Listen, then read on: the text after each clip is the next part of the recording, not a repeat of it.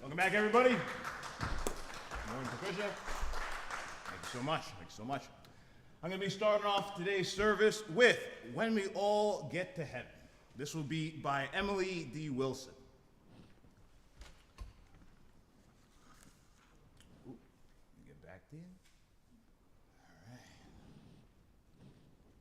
There we go. Thank you so much, everybody.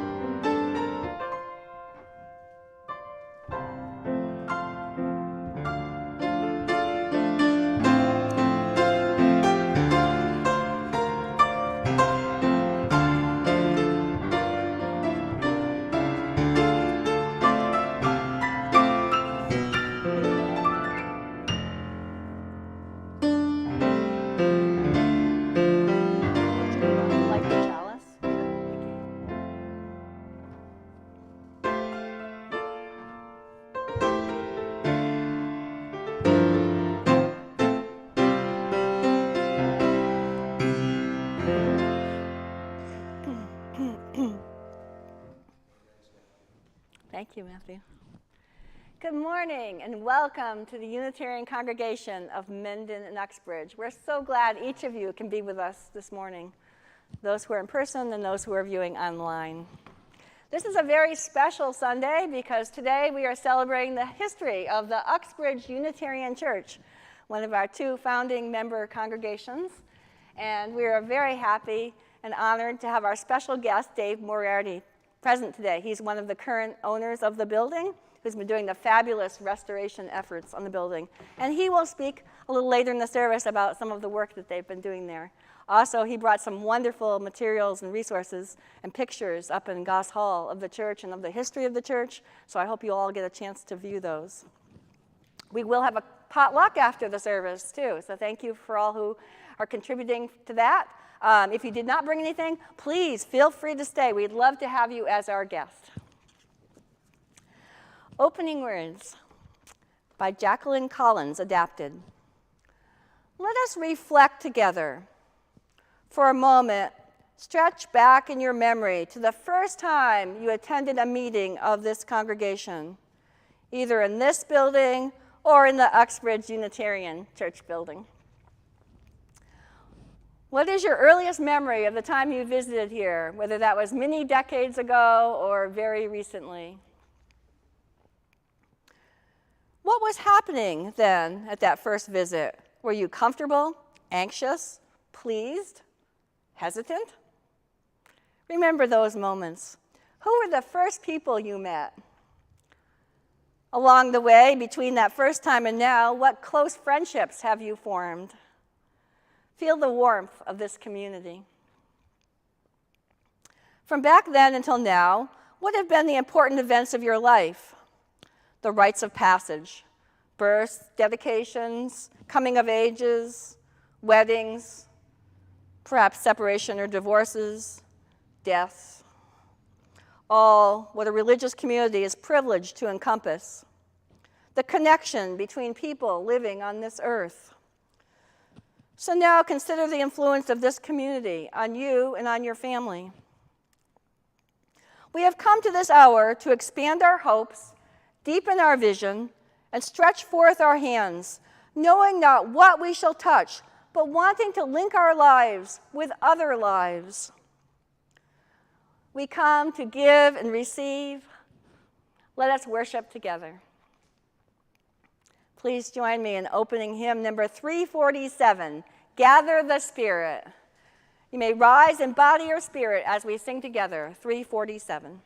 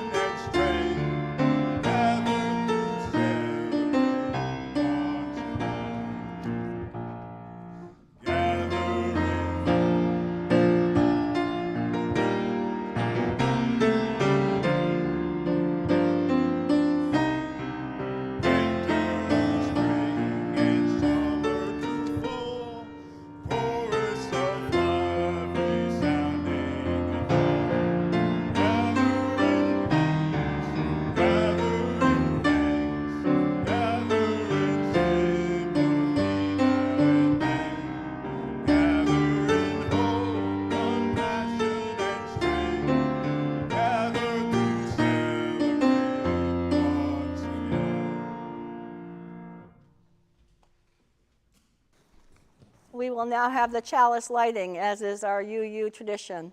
I invite Sonia to come forward and light the chalice. Thank you, Sonia. The chalice lighting words are by Catherine Callahan. Let the chalice connect us. As the chalice is lit, let us come together into the sacred space that we have created. Let the cares of the day fall away, and know that here there is a place for quiet reflection, for a pause in our lives, for breathing into our true selves. Let what is said and felt here add to the richness of the dimensions of our lives and spiritual practices. We are strong together in community. We share the experience of being human. Let the warmth of the chalice lit during our time together connect us and carry us into the world. And please join me for the unison affirmation of the congregation as is printed in the order of service. Love is the spirit of this church, and service its law. This is our great covenant, to dwell together in peace, to seek the truth in love, and to help one another. At this time in the service, you're invited to light a candle of joy or concern or a milestone that you would like to share with the congregation. You may come forward and announce your name and the thing that you have on your heart that you would like to share. And you may light a candle from the small candle from the larger candle next to it. Is there anyone who would like to share this morning?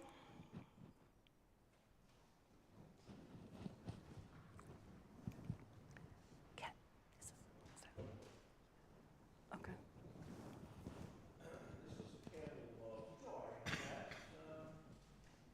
Even though Jay and I had occasion to attend the funeral of her cousin Ben and Falmouth yesterday, one of the takeaways from that service was someone speaking of her cousin Lou Turner.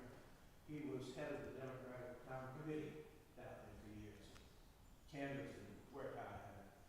And he said at one point, "I do not like Elizabeth Warren. I love Elizabeth Warren."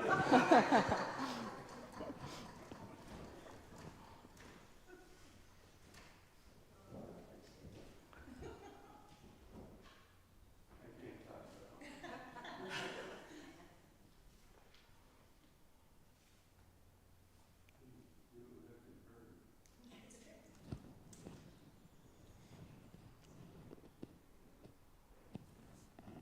This is a candle of joy for the service that was held yesterday, how well, and how grateful I was. So many people attended, and thank you all.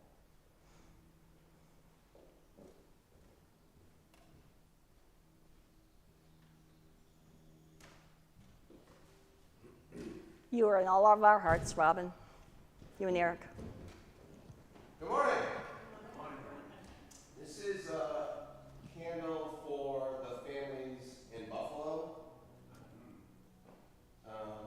I'm reminded, being here yesterday and again this morning, and talking to Dave already this morning about what a rich history this church has and how important it is.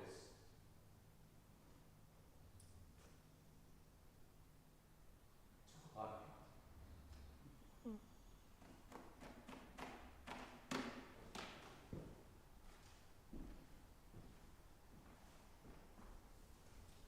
Thank you, Ken. Is there anyone else who would like to light a candle this morning?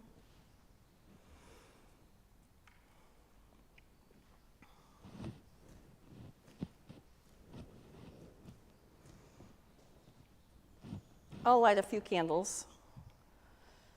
Deborah suggested last week that we have a card for the family, the father and son who worked at the restaurant in Mendon that died in the car crash. And so Deborah reminded us all that it's our job as a faith community to reach out to those who are suffering, whether or not they are part of our community. So I brought a card at coffee hour if you'd like to sign for the partner of the man that died. And they also have a young daughter a very young daughter, like 11 months old, who has health issues. So it's such a hard, tragic time for that family. So thinking of the Sousas. And then I don't want us to forget the war in Ukraine and the other war-torn areas around the world. So this candle is for peace. May there be peace in those areas and around the world and in our hearts.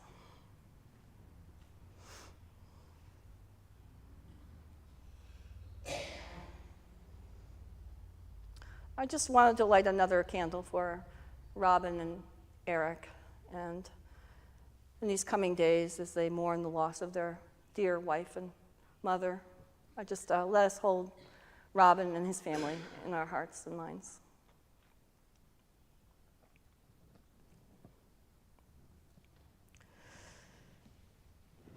The last candle is for those things that remain unspoken in our hearts and minds this morning that we acknowledge with this candle.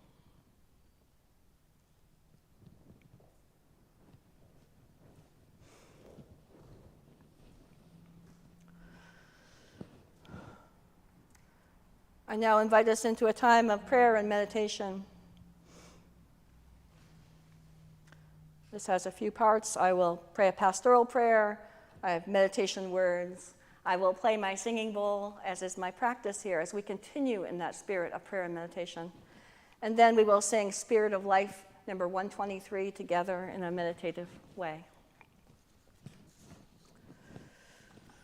Spirit of life and love, we lift up our hearts this morning, hearts that may be heavy, hearts that may be light, hearts that may be some of both.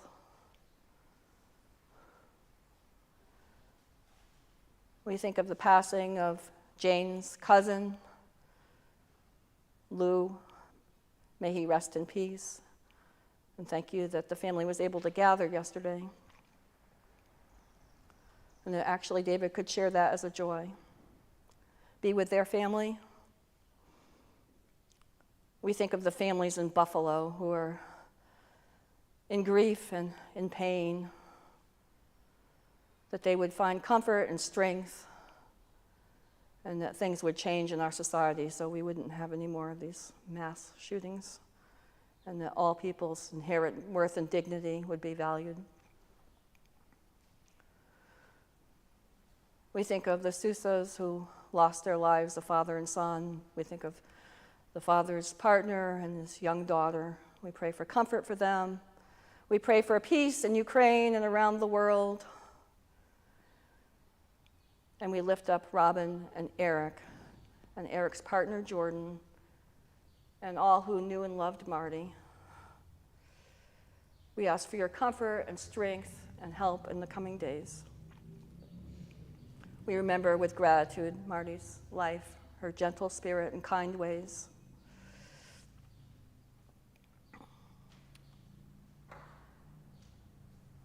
And may there be peace amongst us and peace in our hearts. Amen. The meditation words are by Wayne Arneson.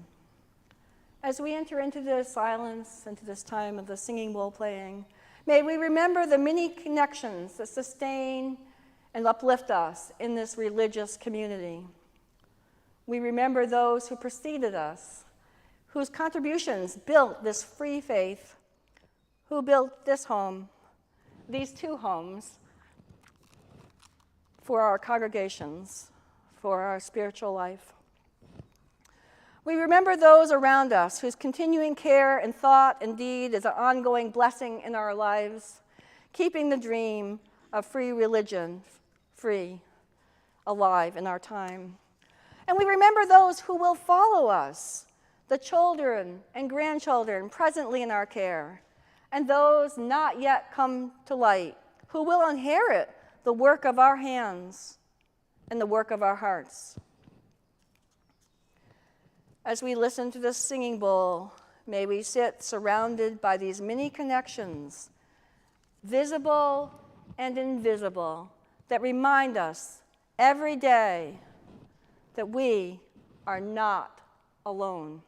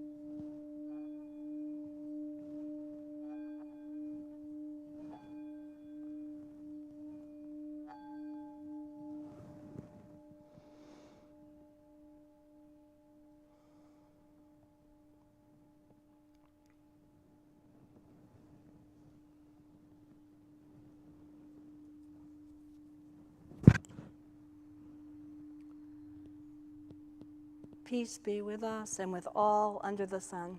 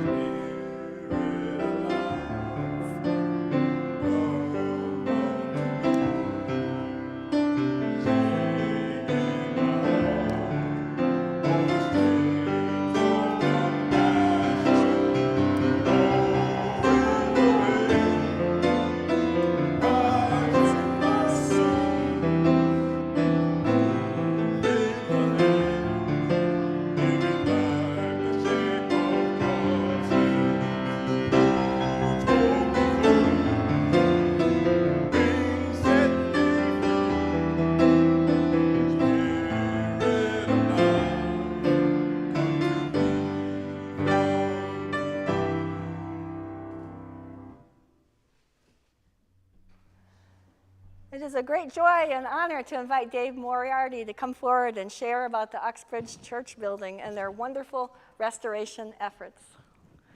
The mic is right here. I believe it's all set.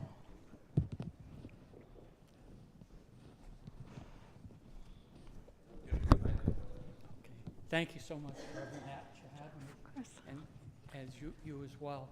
So just a little bit about myself. So I'm an Uxbridge native. I'm Mendon native.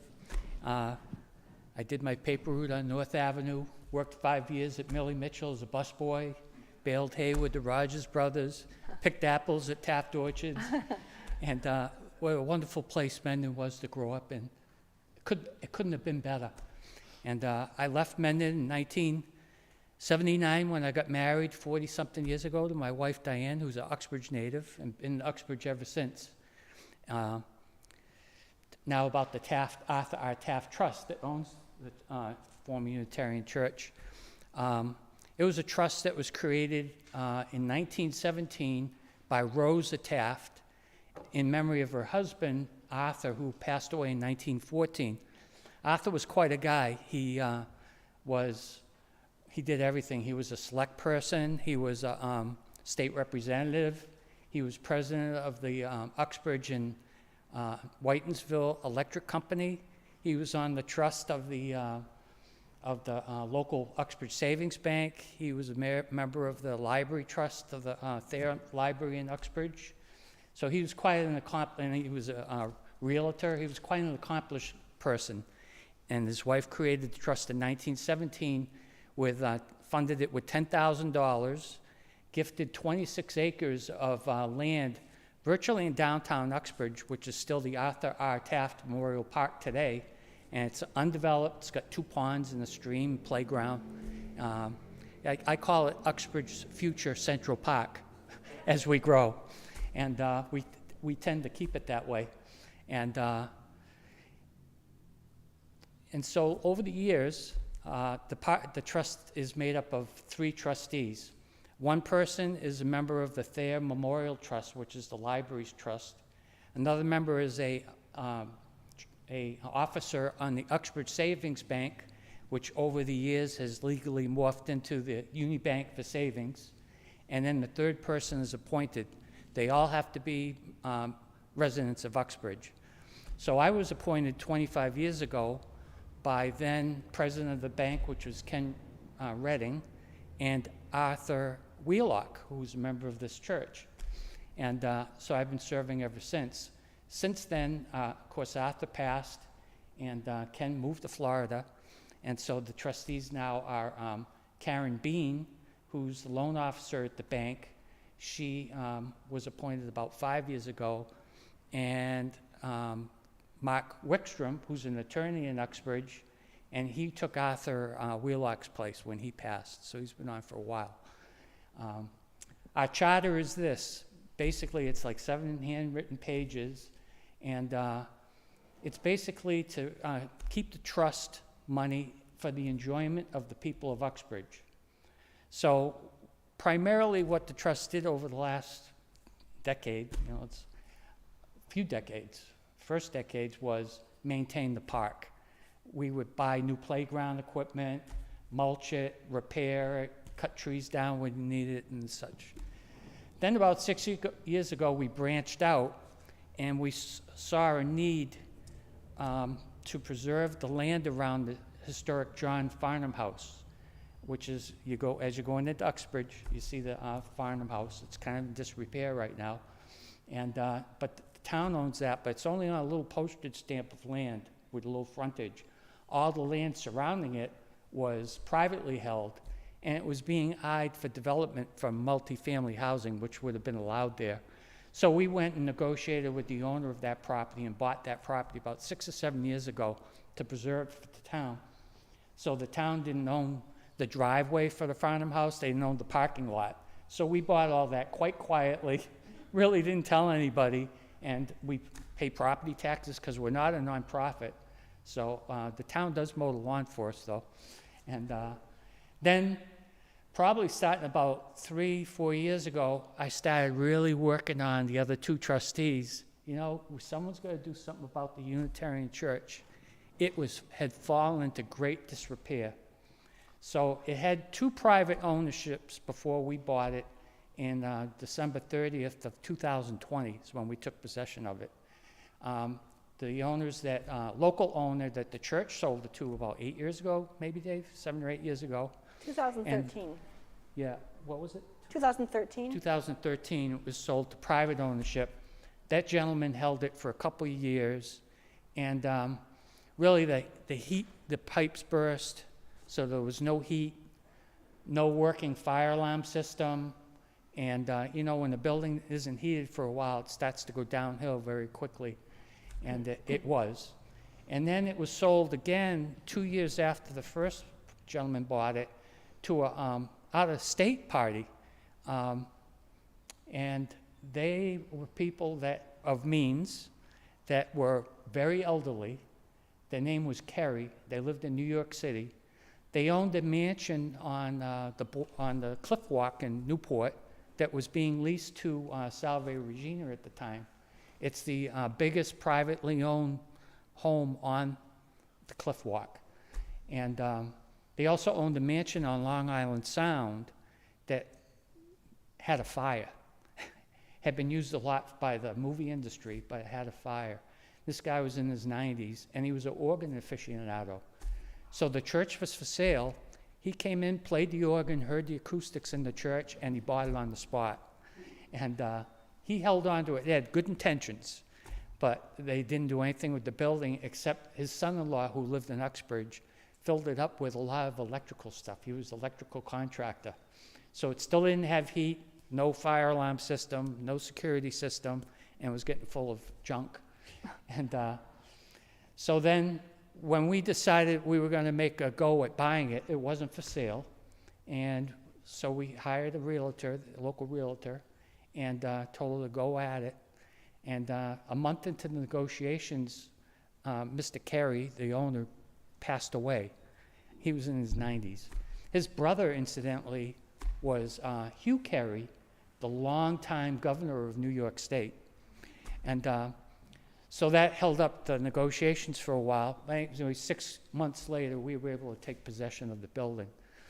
And then we immediately went to work looking for a reputable steeplejack company to do the extensive work that needed to be done on the outside to save the building. And that was really our only goal, was to save the building.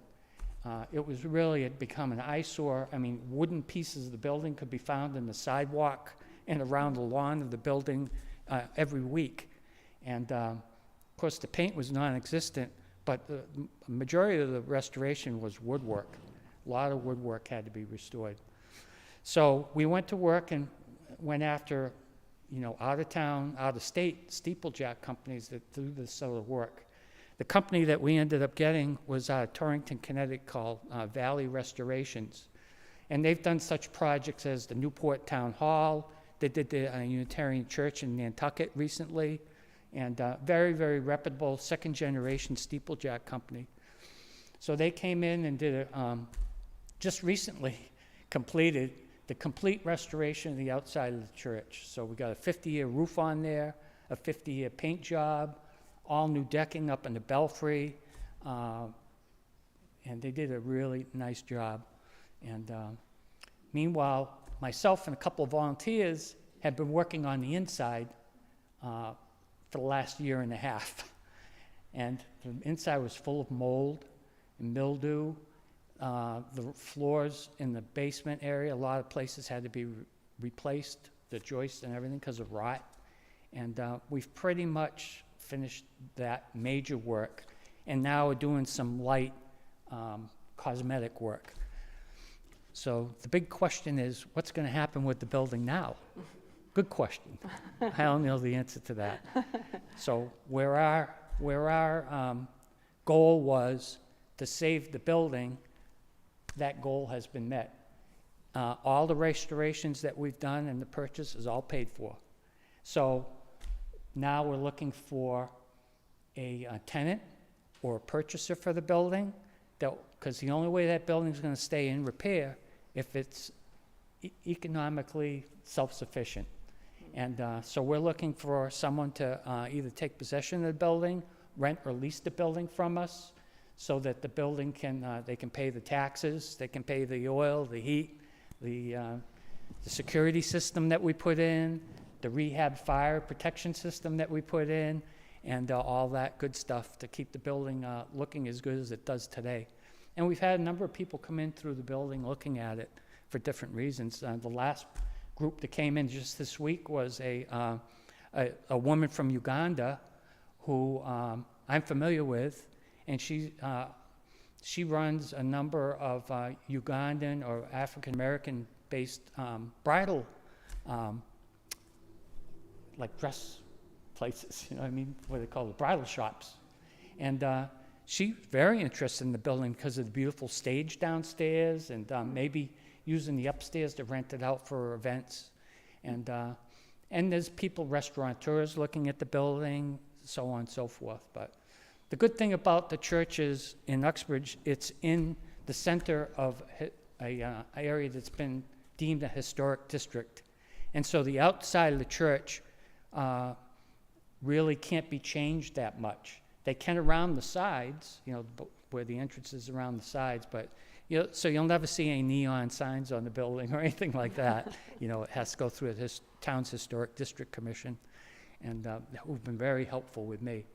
So again, this building here has really been an inspiration for that building, because I looked at growing up, and this was the centerpiece of the town of Mendon, and so it was really the inspiration for what I was hoping to see in Uxbridge, because everybody in Uxbridge felt bad about that church building falling to such disrepair, and being the stewards of the trust and it being for the enjoyment of the people of Uxbridge, we couldn't think anything more enjoyable for the townspeople to see that building brought back to life. And I'll tell you, it's been a real inspiration for everybody. And it's going to be like spreading. You're going to see it spread through the whole town, of people taking better care of their properties because of it. It was really kind of a cancer in the center of town. And so that's our story. And I'm so honored that asking me to be here today. It's a real honor.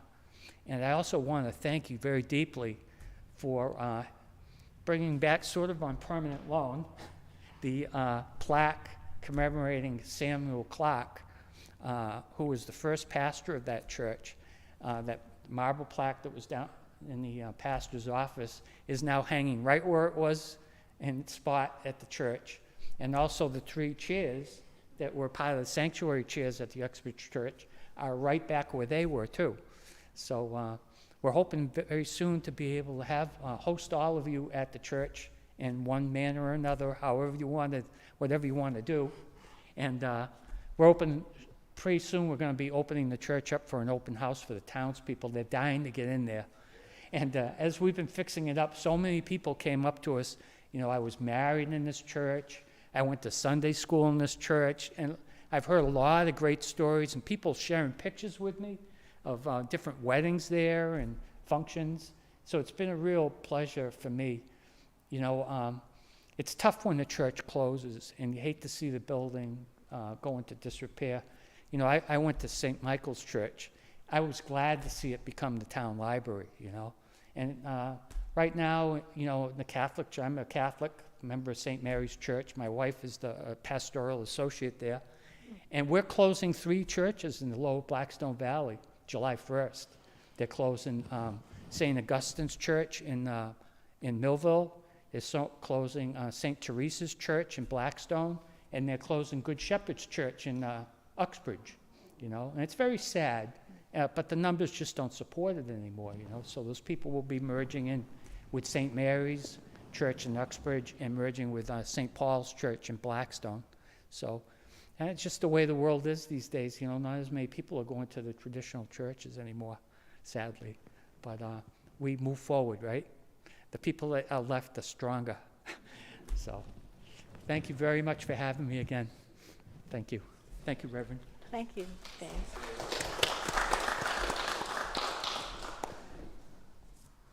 We really enjoyed hearing about what you're doing with the church, and we look forward to the open house when we can go and view the church.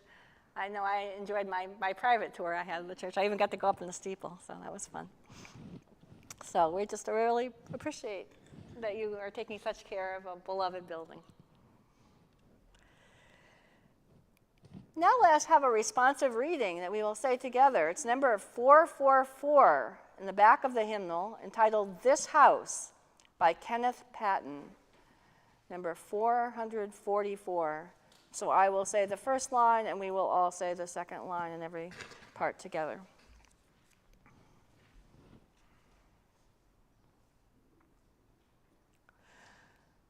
This house is for the ingathering of nature and human nature. It is a house of friendships, a haven in trouble, an open room for the encouragement of our struggle. It is a house of freedom, guarding the dignity and worth of every person.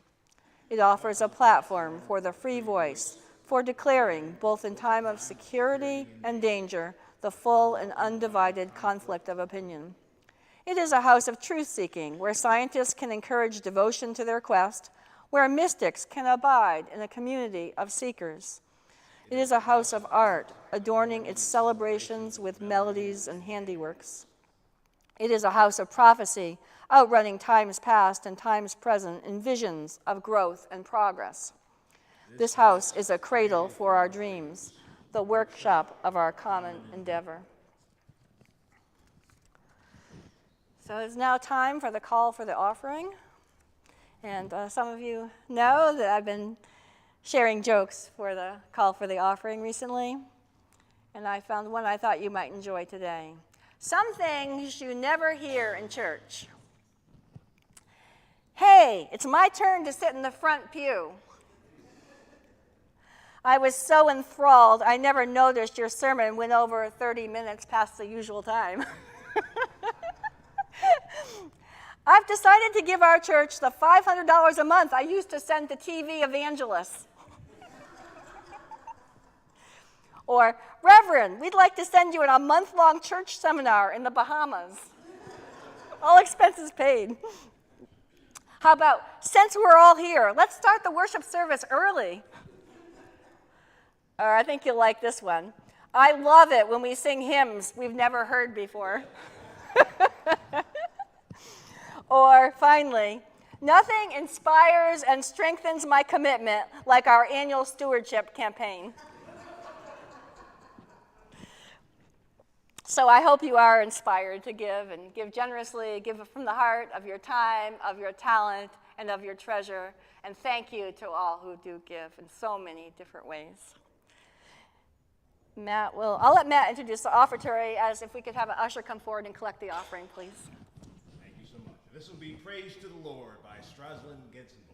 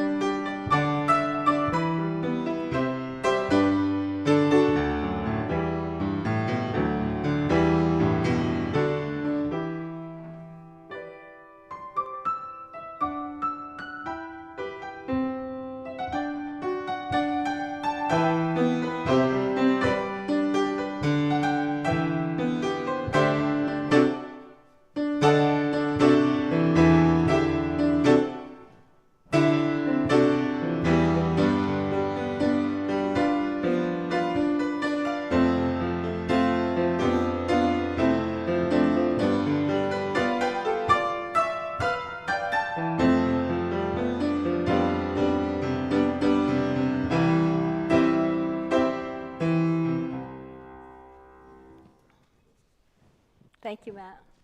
Thank you to all who give. Today's sermon is about celebrating the history of the Uxbridge Unitarian Church. I kept it a little shorter than usual since I knew Dave was also speaking.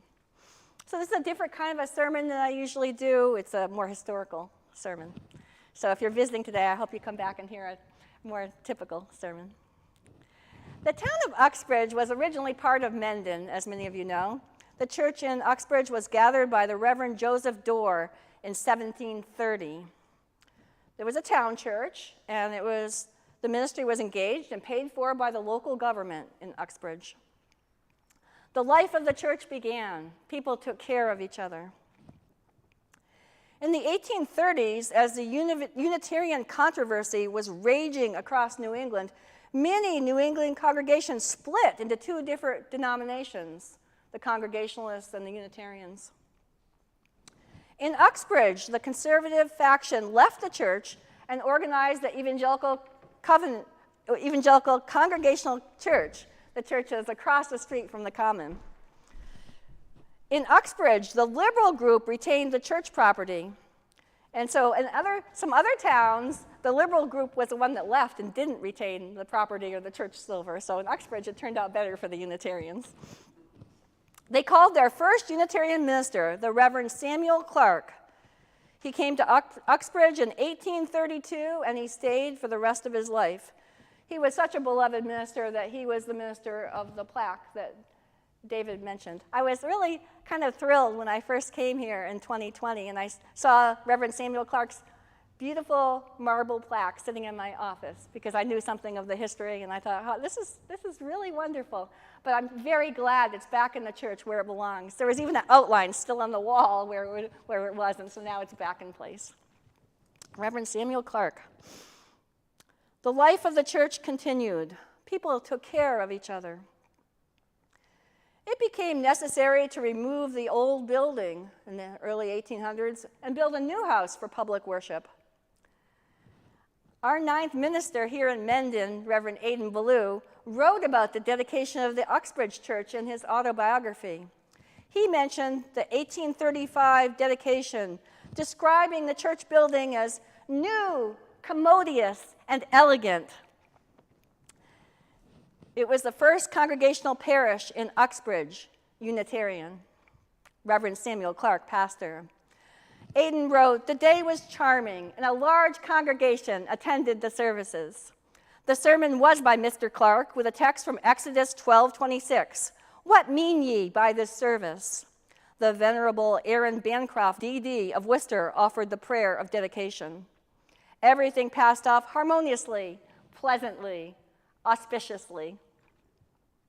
The officiating clergyman, with the single exception of myself, Aidan wrote, the officiating clergymen, with the single exception of myself, were of the distinctly Unitarian faith. So some of you may not know this, but when Aidan served this Unitarian congregation in the 1830s, early 1840s, he did not consider himself a Unitarian. He was a kind of a universalist called a restorationist, meaning that he believed that all souls would eventually go back to God, but Aidan and other restorationists believed there would be a time of limited punishment first, sort of like a purgatory or something, but a little bit of limited punishment, and then all souls would go back to God. And so he did not identify as a Unitarian, even though he was called by this church and supported this church with his ministry. Anyway, but Samuel Clark in Uxbridge and Aidan Ballou had regular pulpit exchanges. And we're continuing that tradition now. I exchanged pulpits with Reverend Daniel in Grafton, Upton last year, and probably I will with Reverend Stephen Cook in Hopedale this year. So that's a wonderful ministry tradition. But Reverend Samuel Clark and Reverend Aidan Ballou were both abolitionists. So I'm sure they really resonated. I'm sure they had either a deep collegial relationship or a true friendship. And the people of the Uxbridge Unitarian Church were early leaders in the abolition movement. When Aidan started promoting the abolition movement here, there was a lot of controversy about it. And eventually the congregation embraced it. Some people left, but the remaining congregation embraced it. But I feel like in Uxbridge, it was a much stronger support for the abolitionist cause. The church in Uxbridge hosted anti-slavery meetings, several, including two that Frederick Douglass and Sojourner Truth attended. And there's a whole display board, a few of them upstairs that Dave was so kind to share with us today that talks about the abolitionist movement. And actually, the town of Uxbridge had 310 members in the various anti-slavery organizations in 1837. And that was actually a huge number for a town to have 310 members as early as 1837. In fact, it was one of the towns in the entire nation with the highest membership of people in the anti-slavery societies at that time. Catherine Capron and 82 other Uxbridge women petitioned the U.S. Congress in 1837 to rescind a House resolution that required the tabling without reading of any petition dealing with the slave trade or abolition. So Catherine Capron and 82 other Uxbridge women stood for abolition, as well as others. In the early 20th century, now we're going to move forward in time. In the early 20th century, most of the Uxbridge mill owners and bankers belonged to and supported the church. It was the high point in society, I think, to belong to the Uxbridge Unitarian Church. And the church grew, and the highest points of church activity were in the 1930s, 1940s, and 1950s. Membership grew up to 140 people and had a large Sunday school enrollment. So it had a few really great decades in the middle of the 20th century. However, most of the mills had closed by 1961, and a lot of Uxbridge families moved away. This, of course, impacted the size and the well-being of the congregation. However, the life of the church continued. People took care of each other. Here are a few highlights of the Uxbridge church chronology. In 1926, the Hook and Hastings electric organ was donated, and that's still a high point of the church. When people ask me about the Uxbridge church, I usually get two questions. They say, is the organ still there? And they say, what are the new owners going to do with the church? So that's a treasure. In 1935, the treasurer reported a deficit of $1,000, and a list of members were divided among the parishioners to approach the members of the church personally and to beg for money, quote unquote. I guess the golden years came after this. In 1948, the church installed a heating system which cost $11,276.12. The church paid $5,000, and the other part of it was contributed by an anonymous donor. In 1961, it was reported that within 6 years' time, 25 families have left town, 46 members had died, 30 members were added, and 90 pledges were received. The life of the church continued. People took care of each other. In 1962, the church was appraised at $124,402, including the organ, windows, and carpet.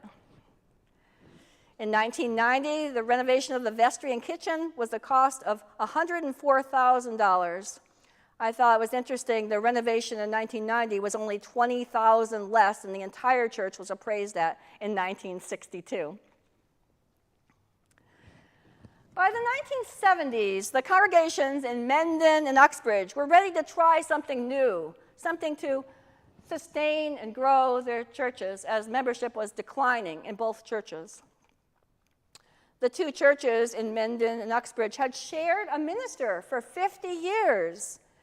And at that time, for those 50 years, the minister would preach in Uxbridge early Sunday morning and then come over and preach in Mendon later in the morning. 2 services every single week. Apparently, the churches were still very separate, except for the fact that they shared a minister during that time. In 1978, the churches appointed an interim minister, Peter Denny, to help them sort out the issues. The congregations began holding a single service on Sunday mornings.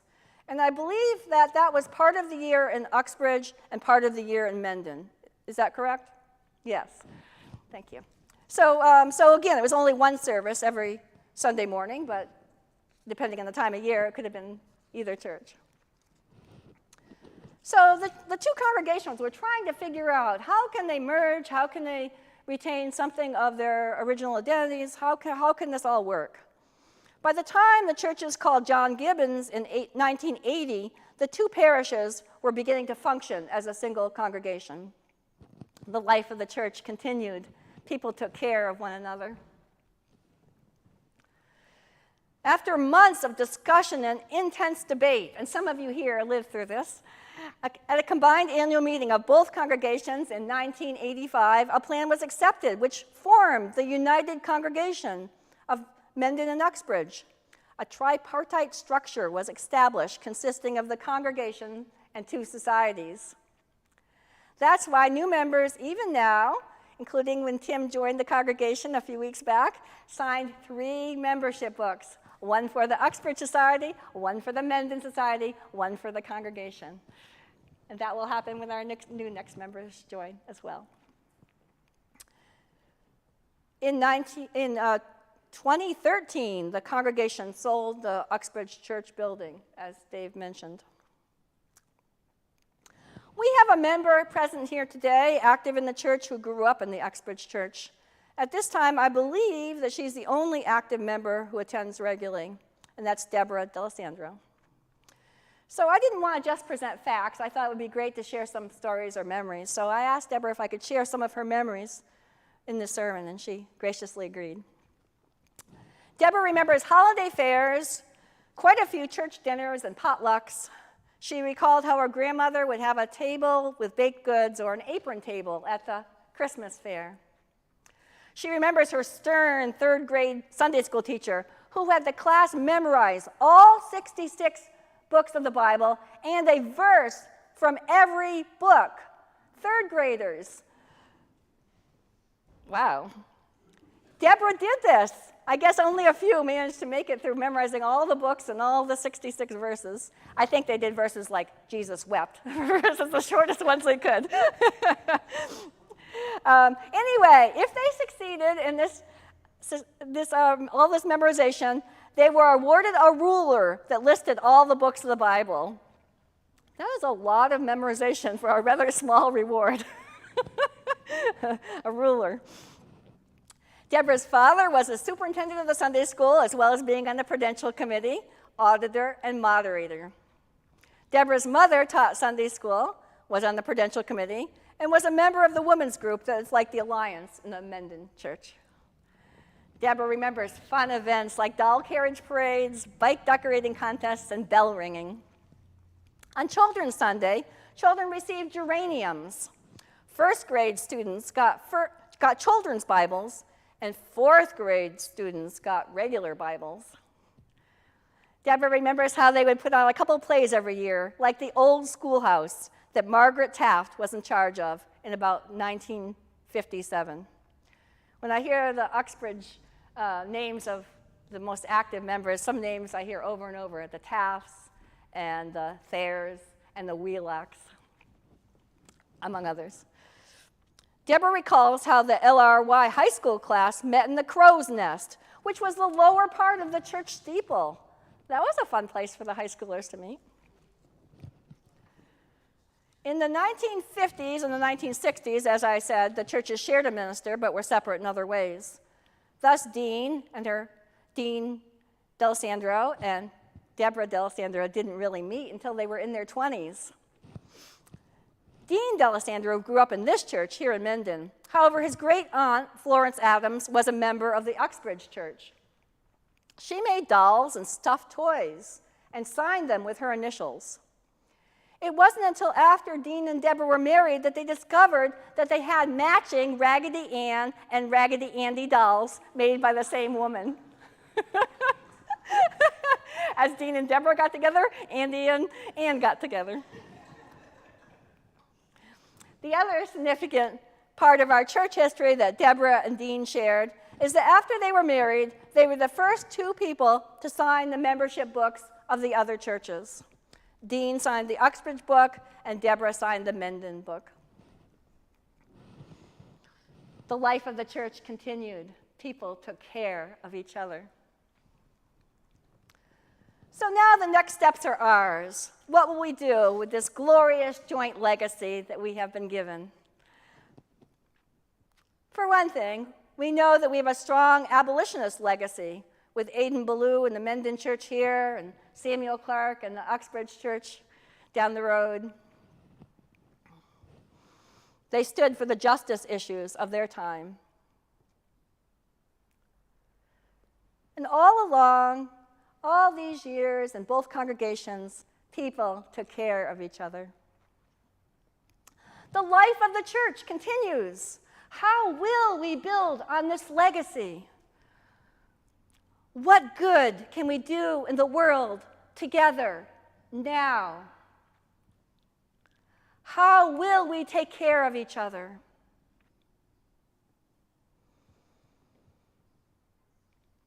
Let us reflect on these things and let our answers grow in the coming days and weeks and months and years.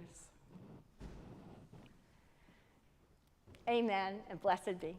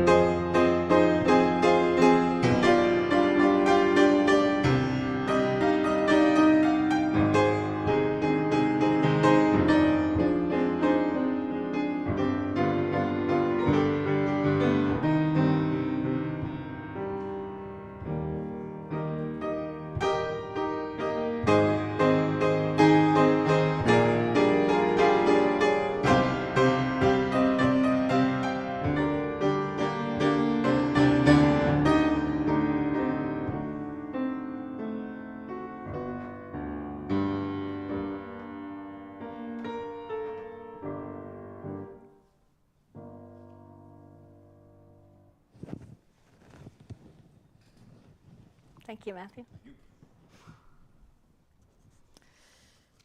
And now we have a time for announcements. So I just have a few. Many of you know we have the Strawberry Festival coming up on June 11th, Saturday, from 10 to 2, or until the strawberries run out. Hopefully they won't run out too early. So please put that in your calendars, whether you can help out or whether you just want to come attend and have some delicious strawberry shortcake. Thank you to all who helped at Marty's service yesterday. I know we all, Robin's family and I really appreciate all that you helped with. For the summer, I just wanted to mention that I've talked to a few folks, and I think the consensus is that we like the informal summer services that we have in Goss Hall. So maybe just a simpler time of refreshments, maybe like lemonade and cookies or something, and a facilitated conversation that I will lead sometimes, and a few members of the congregation have agreed to lead. It's very simple. You just bring a topic. I prepare a little more. I might prepare a reading or some questions or a story or something. But you don't even have to do that. Maybe just bring a topic and bring some punch and cookies. And we all gather at Goss Hall, and we have a wonderful informal service together. So if you'd like to participate in that, please let me know. We'll have to make a calendar. The last formal service here in the sanctuary for the church year is the last Sunday in June. So just so you know. And also, we've received an invitation from the Hopedale Unitarian Parish to attend a joint service at their church in Hopedale in mid-August. So details about that will be forthcoming. We hosted the Hopedale Unitarian Parish last year in the summer, and that was a good time for those of you who were able to attend. They were also going to host us last year, but then there was a weather situation, I think a projected hurricane, so they canceled. So they would like to extend the invitation to us this year. So that's the plan for the summer as far as I know. If you have any more comments about that, I would be happy to talk about that. I just thought you might like to know what's going on. I think that's all the announcements I have. Is there anyone else who has an announcement? Okay. We will now extinguish the chalice.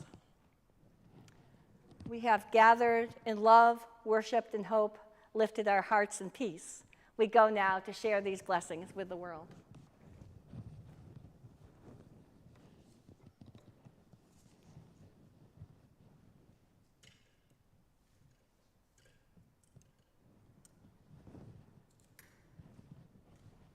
And please join me in the serenity prayer, as is the tradition of the congregation. God grant us the serenity to accept the things we cannot change, the courage to change the things we can, and the wisdom to know the difference. Are we doing 128? Let us do hymn number 128 before the benediction. Yes, thank you. Please rise in body or spirit as we sing our closing hymn at the end of the service, number 128.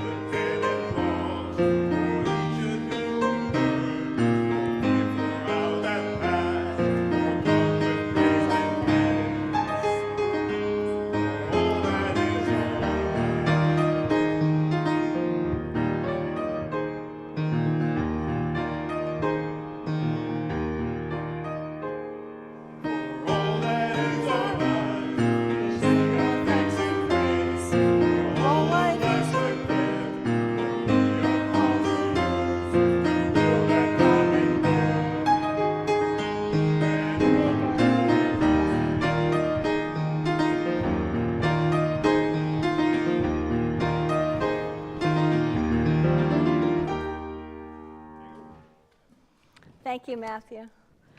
And after I give the benediction, the organ postlude will be Crown Him with Many Crowns by George Job Elvey. So the benediction first. Words by Karen Lewis Foley. May we honor and hold gently our past. May we live fully into our present. May we hope toward and build our future. Living our vision of being a spiritual community, welcoming all, nurturing one another, working for justice, and caring for the earth. May these walls breathe with the hope, faith, and love of the ages. May they never become walls that separate to hold us in and others out.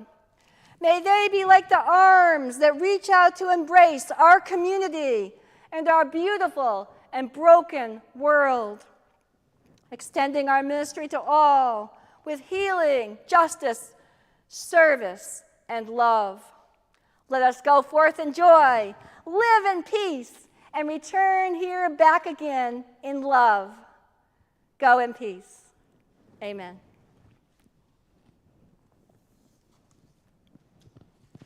This will be Crown Him with Many Crowns.